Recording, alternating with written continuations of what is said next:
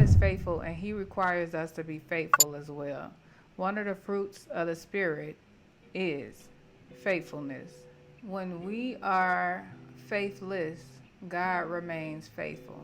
He gave us the scripture on having faith the size of a mustard seed. That to me just let me know that God knows exactly who he's dealing with. He will not require anything from us that he will not give us the strength or the power to do or get through. When we lose faith, God is still faithful, and he still fulfills the promises that he has made to us. Sometimes we get upset with God because we don't understand what's happening in our lives. We want different things, but we don't understand what God has promised us.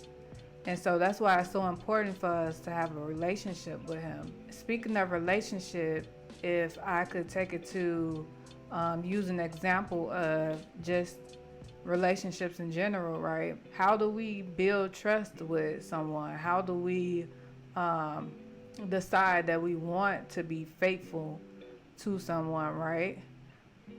It requires us to communicate, to get to know someone, to learn them and who they are in order for us to deem them trustworthy or to deem them loyal, right? And so it's the same thing with God. If we are required to have faithfulness or to be faithful in what God has given us, we first have to know what it is that he requires of us. How do we know it? How do we get to know anything? We have to study, we have to communicate, we have to learn who he is in order for us to even trust him to begin with. In order for us to trust him so that he could give us the power to execute faithfulness in our lives and the lives of others, in our relationship with him. So there's a scripture in 2 Timothy that states, if we are faithless, he remains faithful, for he cannot disown himself. Because God already promised us that he's faithful, right? He already told us that he's faithful. So he can't disown himself in not keeping his word. That's for me, one of my favorite quotes is word is bond. And that's what God said. When he said that, he said word is bond. So regardless of if you faithful to me, I'm still going to be faithful to you. That's tough. And even like we have people every day who denounce their faith, who don't believe in God at all, who just live life freely and in la la land. And God is still faithful to those people as well. So how dare us to not be faithful to him or to not exercise our faithfulness where he has asked us to? The question is, do we understand the promises that God has made to us?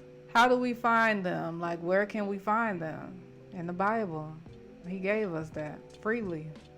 In relationships, we get upset about what people haven't done, right?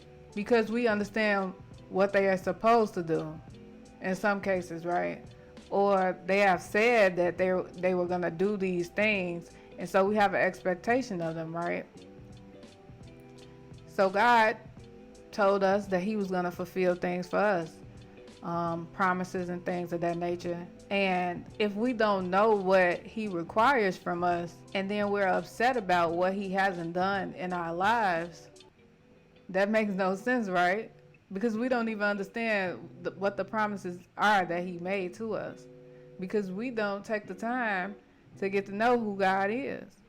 So how could we be frustrated and mad at God for things that didn't go the way we wanted them to go, when he never even said that he was going to do whatever it was that you wanted him to do in the first place? The funny thing about this relationship with God is that we make so many plans that are not in his will, and then we get upset when the plans aren't going according to the way that we wanted them to go. But all in all, he never said that was what he was going to do or how you were going to do things to begin with. So are we consulting with God when we are looking for him to be faithful in our lives? Are we consulting with him on what it is that we are supposed to be doing in order for him to do the things that we have asked of him? Are the things that we ask of God according to his will? Are we being loyal?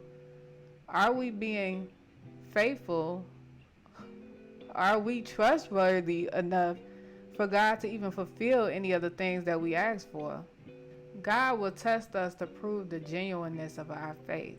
Test means to prove by trial. Trials are tests of the performance or suitability of someone or something. So God will put us through trials in order for him to test our faithfulness.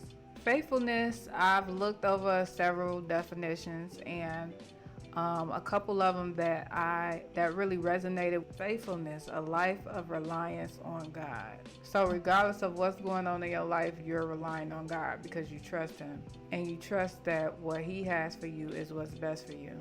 Unfailing love, remaining loyal, and putting that loyalty into practice regardless of extenuating circumstances. To be faithful is to be reliable, steadfast, unwavering. Any attributes or characteristics that God has required of us, he also carries. I hear so many people say, like, I am God. But when you think about God and who he is, can you really say that you are God? Like, we are so flawed as humans. We are made in his likeness, which means that we have similarities to him, but we can never be God. Because God has so much that we don't have. He has so much patience. He has so much kindness.